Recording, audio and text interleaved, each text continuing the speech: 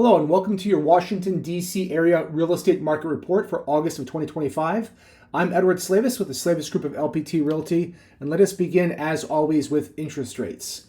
Since January 1st, rates have hovered at a national average between 7 and 6.7%.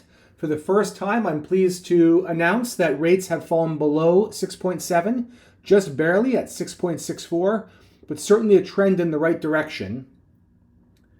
There's a lot of uncertainty in the market. We want to see this trend downwards, but of course, we are not making any predictions. The lower this gets, the better it will be for the real estate market, and the more it will help in the recovery of that market. This is a 30-year fixed national average. If you're curious as to what you would qualify based upon your income, your debt to income, your credit, etc., let us know. Happy to introduce you to one of our preferred lenders who can do a soft credit pull and give you an idea of your purchasing power in this market. Many of our clients are seeing better than 6.64, but this is what we track as, again, a national average. Now, for previous real estate monthly reports, we've talked about the Washington metro area as a whole in terms of prices and months of supply and new listings, etc. What we want to do this month is something slightly different. We always talk about how what really matters is your particular market and not the broader market. So I want to give you an example of that. So this is an example of something we showed in the previous months of, say, the last 5 years broken down by month of the detached homes, prices for detached homes in red, all homes in blue, and condos in yellow. And if you look at these, it looks that the market's pretty flat, as if the prices haven't really come down after 3+ years, almost 3.5 years of higher interest rates. So median price per square foot. Look at the year-over-year change. You have some months it's below, other months it's higher, and overall, the median sale is holding. Same thing if you're looking at price per square foot. Overall, these three lines look fairly flat. The condo market down a little bit. The overall homes down.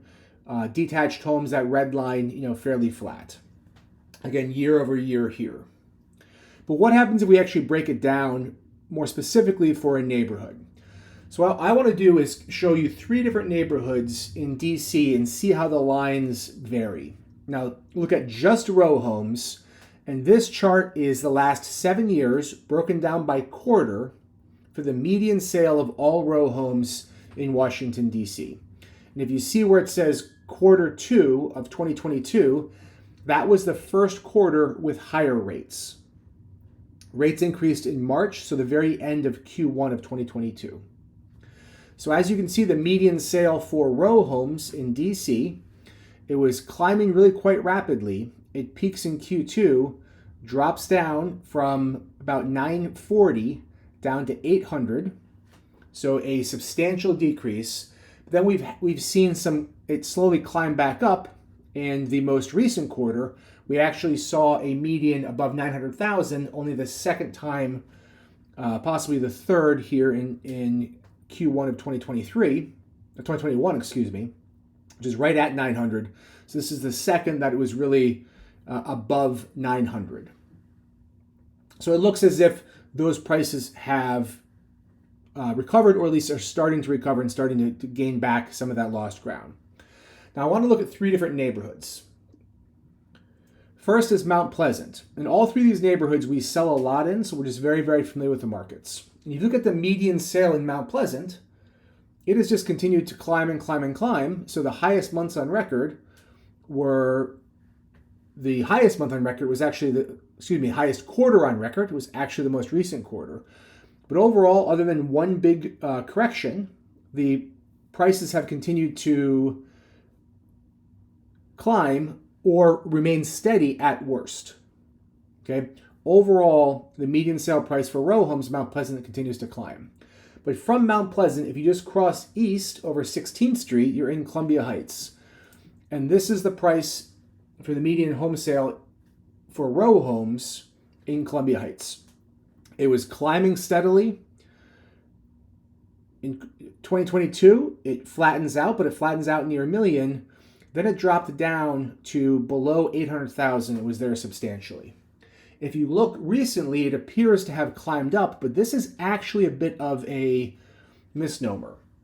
If you dig into the details further, you'll find that there are far fewer homes selling on the right side than there were in the center or left. Because again, this is the last 7 years broken down by quarter. So yes, homes are selling on the right side here in the recent quarters for comparable prices to the peaks in 2021 and 2022.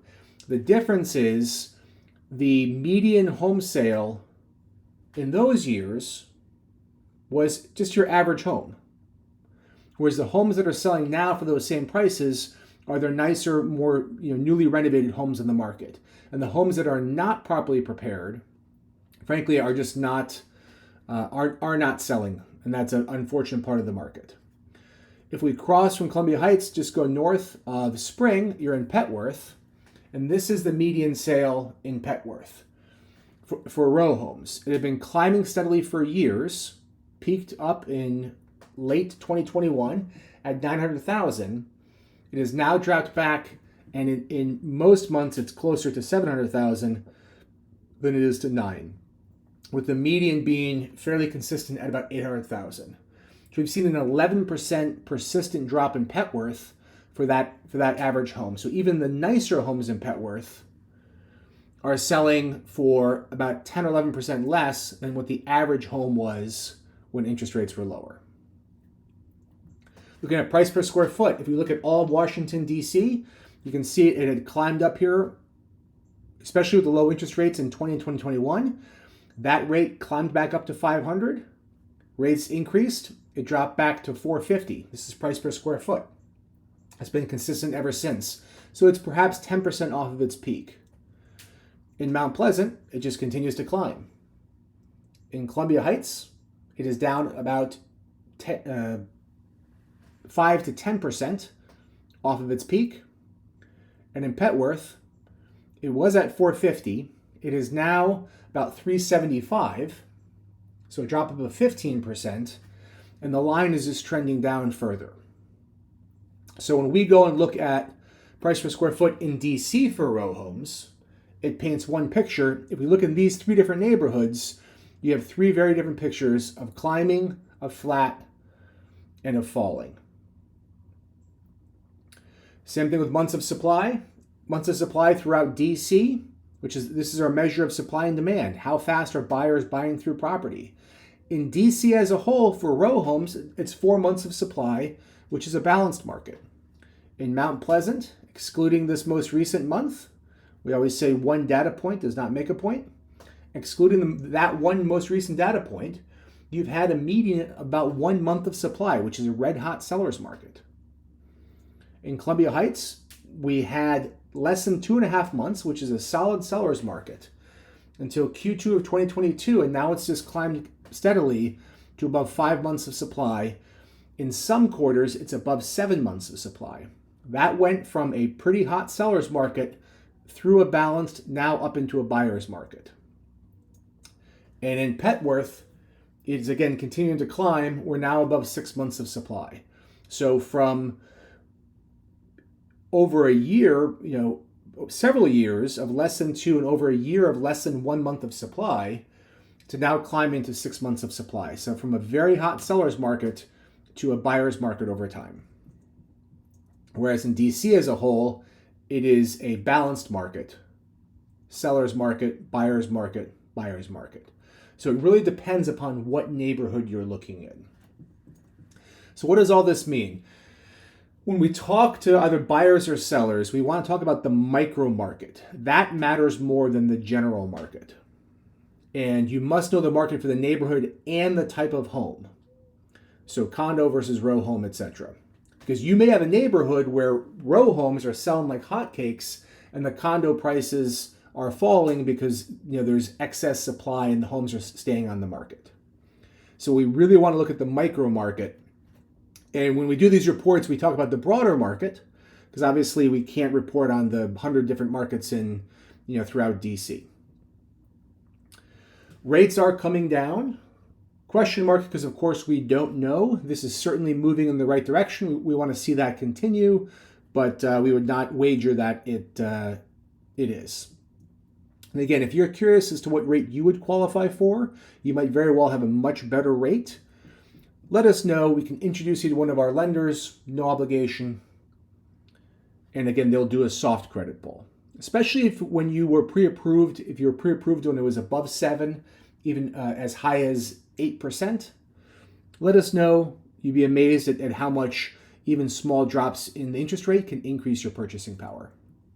Yes, the market is slower. Overall, there's about 42%, to be more specific, fewer homes being listed and being sold now than when rates were below 3%. So the market is certainly slower. That makes it a buyer's market. Now, when you look and see that in certain neighborhoods, the home prices are increasing or even just flat, keep in mind you're comparing apples and oranges sometimes, because you may be comparing the higher end homes now to the average home in a previous market. But if your home is properly prepared, priced, and marketed, you will still get the price that you want. Overall, though, I'd rather be a buyer in this market than a seller, because again, depending on what micro market you're looking in, there's higher inventory, you have increased leverage to go negotiate a good price, as well as terms that are suitable to you. If you are a buyer and you're waiting for rates to come down, keep in mind you are effectively waiting until it is again a seller's market. Take advantage of that now. And if you are interested in buying or selling and are interested in a free consultation, then of course, please let us know. That is your monthly market report for August of 2025.